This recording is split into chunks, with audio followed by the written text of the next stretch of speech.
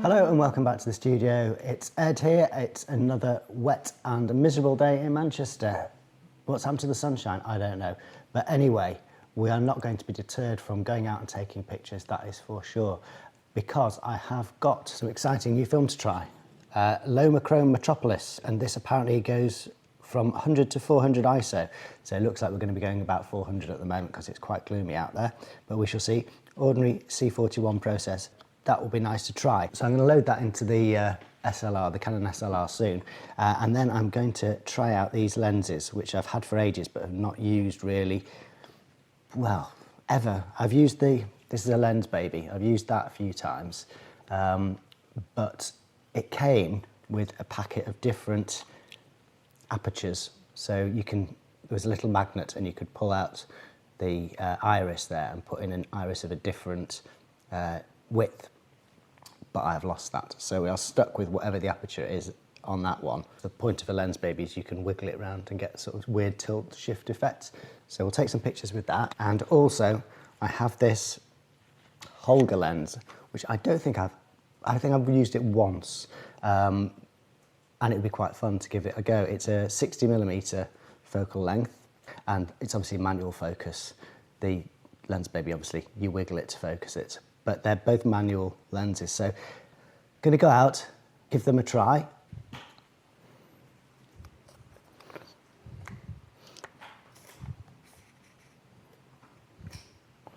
Line that up.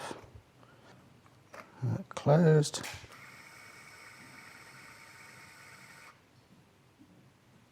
Well, that didn't work. Let's try again.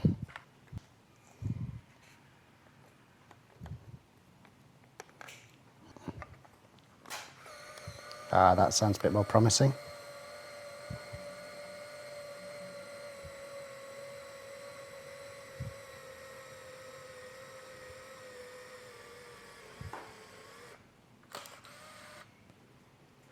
Right, let's go and shoot it. I've got the 50mm lens on, the standard lens at the moment. I will take one shot with that just to see how it would look with an ordinary lens on before I start doing funky things with the other lenses. Okay, so I'm here in Stockport's Valley of the Kings to get a picture of the iconic pyramid. And I'm going to get it with 50mm lens, I'm going to get it with the Holga, and I'm going to get it with the Lensbaby, so we can compare the three shots. Now, the difficulty with the Holga is you can't really see what you're doing because it's so dark, because you're looking through this f8 aperture, whatever it is. You can't even read the shutter speeds. You've got to set it to aperture priority because there's only one aperture, and let the shutter speed sort itself out unless you've got a light meter and stuff. So I have to read that off the top of the camera. The issue with the Lensbaby is that you can't focus it as easily because you've got the camera going to there, and the issue with the 50mm lens is it's slightly boring. Okay, so we're back in the studio. I've shot the full roll of film and I will go through the highlights of that in a minute. But before I do, because this was shot on this LomoChrome film, I think it's important just to look at what I did afterwards, because obviously it's hard to tell what's the result of the film, what's the result of the post-processing in Photoshop. So if you look at number 1 here, that is the negative as it was scanned. So just raw in Adobe Camera Raw, I increased the texture slightly, reduced the contrast just to bring out as much of the negative as I could. So then we go to number 2. Basically, I've inverted the image. So that's the negative turned into a positive.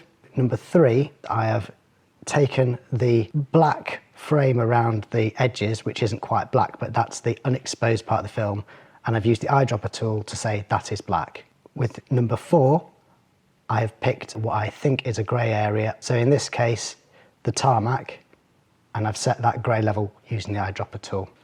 Then we come to frame 5, where I've picked an area which I think is white, which is the white stripe on the cone, and I've used the eyedropper tool to set that as white.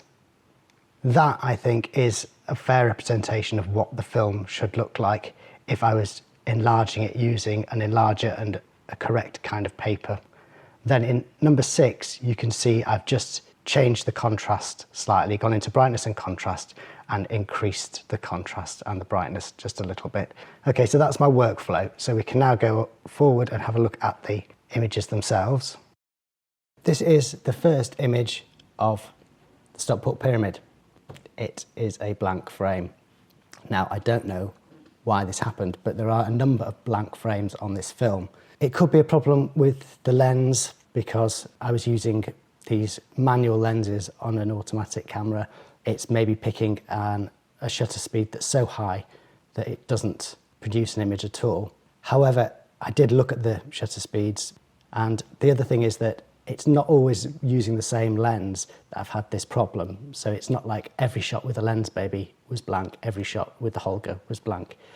It's a variety. So it's a mystery to me again, and it's one of those things that makes me question my skills as a photographer. I should know what's going wrong, but I'm not absolutely sure. I've got various theories, but I don't know the answer. But anyway, so one of the 3 shots of the pyramid is blank. However, 2 weren't blank, and this is the photograph shot with the Holga lens. So you can see that there's vignetting all around it. It's slightly soft around the edges and a lot brighter in the middle. It's quite a pleasing effect, but I wonder if I could just get this by using a vignette tool in Photoshop afterwards. If I don't like this effect, I'm stuck with it. I believe it's particularly good to use this lens shooting into sunlight so you get interesting lens flares, and maybe this isn't a great example of how to use it. But anyway, Stockport Pyramid shot by the Holga lens. So for the next frame, I tried to shoot exactly the same image with the standard 50mm prime. You can see it's a much sharper image. There's no vignetting. I have to say, yep, the Holga one, it's more interesting with the vignetting around the outside. So the next frame is actually the first frame that I shot with this reel of film. If you remember, I said I was going to shoot 1 frame with the 50mm standard just to get a benchmark for how the images would come out with this film. And it's actually one of my favourites. Shot of Lucy having a McDonald's breakfast as a reward for having done an early morning run. So I'd like to call this one the athlete, because it is that contrast of fitness and having hash browns and lots of salt. Probably not what would be 100% recommended, but actually it's great to be able to eat the food you like by doing the fitness to justify it. So this next shot was from later in the day, and it is a traffic cone and a yellow wall. There's a new transport interchange being built in Stockport, and so there are lots of hoardings and warning signs up there, and this was just a nice way to test the colour rendition, because I believe this film's supposed to have sort of pastel shades and quite popping reds, and so this is a good way to look at that. Obviously, as I said before, I've adjusted the levels slightly in this and boosted the contrast, so it's not exactly what you would get if you enlarge this from the negative, but I think again it shows that it's fun to experiment with different films. The next shot I took just a few moments after, I think, and it's an attempt to take one of the sorts of pictures that I normally take with digital, where you've got hard shadows and a figure moving through the frame. So I think I've caught the motion quite well, but obviously because I was using the Holga lens, I couldn't really see what I was doing. So I think the shutter speed is a bit slow, which is why there's some motion blur in there. And the shadows aren't quite as hard as I would normally expect. So this is not a keeper. But this next shot is a keeper. In fact, it's one of my favourite photos I've taken recently. I know that people often say the songs that they write in 10 minutes are the hits, and the ones they spend days trying to get right are the ones that end up as filler. And I feel like that's what I've got here. I just saw this, didn't know quite why I liked it, shot it, and as soon as I got it back from the developer, I realised why, because it's a lovely shot in my opinion. Sorry to blow my own trumpet, but sometimes I've got to. It's got all the geometric elements that I love, and it's got really nice colours as well that complement each other. So if you can see, the back end of one Asda van forms a geometric with the open roller shutter behind it. The wheel of the front van is in exactly the same position as you would expect the rear wheel of the rear van to be in, so there's a harmony there. The yellow lines from the street and the red brick building in the background and the shadow all lead the eye into the picture. There's so much that I could say more about this. It also echoes some of the street B photography that I did, in that the mannequins at the back obviously have no heads, and one of the things that I do in my street photography quite often is to try and put the faces of the people in the photographs in dark shadow so that they become anonymous. And you could also talk about the fact that the vans are delivering rather than people are going into the shop, as a comment on how society has started to isolate itself, and rather than us going into a shop and saying hello to the cashier, although the cashiers of course have been replaced by self-serve tills, the van comes to us, drops our food at the door, and we don't even need to go out. So that probably wasn't in the top of my mind when I shot this picture, but it's something that is always in my mind, and so maybe that has just come out in this picture. It's a very quiet picture, there's nobody in the shot, and it's kind of empty. So moving on, this next shot is done with the Lensbaby, so you can see there's the smeariness around the edges. With the Holga, it's like a vignetting. With the Lensbaby, everything that's not put in focus smears out in this way, and that's kind of a nice effect. This is a shop window. It's I think a charity shop, or like a knick-knack bric-a-brac shop in Stockport, with all sorts of interesting little puppets and mannequins and Buddhas and things in the window. And I just snapped this as I went by. I took another shot, which I think was better, which showed somebody actually walking through, and there was more depth to it. But unfortunately, that was one of the frames that came out blank. So that one's missing. It does seem to be mainly the Lensbaby that caused problems. So maybe it is a problem with the lens. Anyway, not a keeper again. Another one that's not a keeper, but it's just a test shot. This one was using the Holga, and it's a shot looking up the A6, which is the road from Stockport to Manchester, from the top of the stairs by the Plaza Cinema. It's quite good. If you use a long lens on this, you can often get some nice shots because of the traffic going up the street and people crossing the street, but you need to have an extreme telephoto so you can compress the perspective. This was shot with the Holga, which is 60mm, so you don't really get any of that. It's just a bit of a jumble. This one I shot slightly before the others, but it's ended up later in the slideshow, and it was just a quick snap. I like this godless place idea of Stockport, and there was somebody looking away from the camera, walking into a shadow, and I thought it might be nice, but it's not really anything special, so I'll skip forward. Again, just a quiet photo, nothing special in itself, but I just like the fact that this building is completely on its own, and I don't know, it's probably just me, but it seems to have a kind of oriental feel about it, even though it's in the middle of Stockport, and it's obviously not an oriental building, and one that's just the end of a terrace, a very traditional English terrace. Again, not one for the portfolio, but I'm quite happy to have it as a memory and a memento. This one, a shot from slightly earlier in the day. It was taken just after the one with the vans, which I was so keen on, and again, this isn't a particularly special shot, but I just kind of like it. I was thinking when I started shooting this roll of shooting on a theme of vintage, because it's kind of a vintage feel film and a vintage style lens that I'm using. But as is often the case, I deviated from my plan because there were things that I actually wanted to take a picture of more.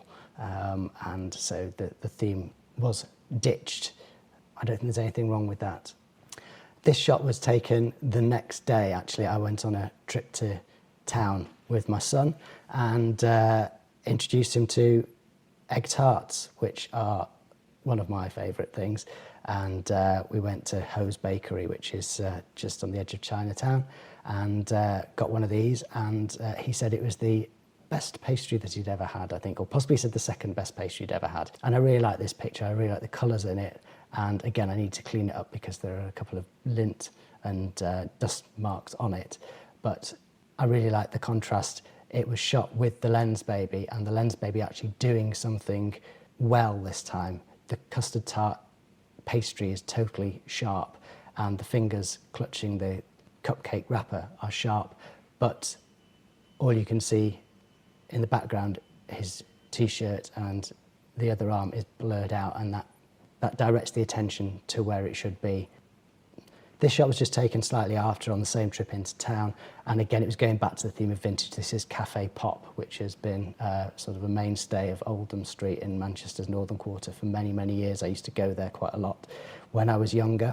Haven't been in there for many years, but it's got a really interesting frontage with this mosaic tiling. And again, a good opportunity to use the Lensbaby. There were lots of people sort of sat outside, and I didn't really want to show anybody in the picture, but I didn't want it to look like there was nobody there and it was an empty scene. So this is kind of a nice compromise where you can tell there are people there, but you can't actually identify anybody or see what they're wearing and things, so it doesn't distract from the main thing, which is the Pop logo and the mosaic tiling. Next shot, again, was just a quick one taken on, just off Oldham Street on a back alley, just to sort of see how the colours came out, because we've got this red wheelie bin and some graffiti and some grey bins, so it's not a very exciting shot, but it kind of shows how the film works. And then to this shot, which I quite like. I've shown it to my wife and she really likes it. She said I should get this one printed. I'm really pleased that she likes it. I like it, and it's good the way I've caught the pigeon in flight in front of this gravestone. This shot was taken outside St Anne's churchyard, and I was just basically using the film up, and it has caught it at a really nice moment. But again, it's not really a picture that's in my style or that says anything to me. So although I think it's quite a nice shot, it's probably not one that I will keep. And just to finish off the film, a self-portrait. When all else fails, just turn the camera around on yourself.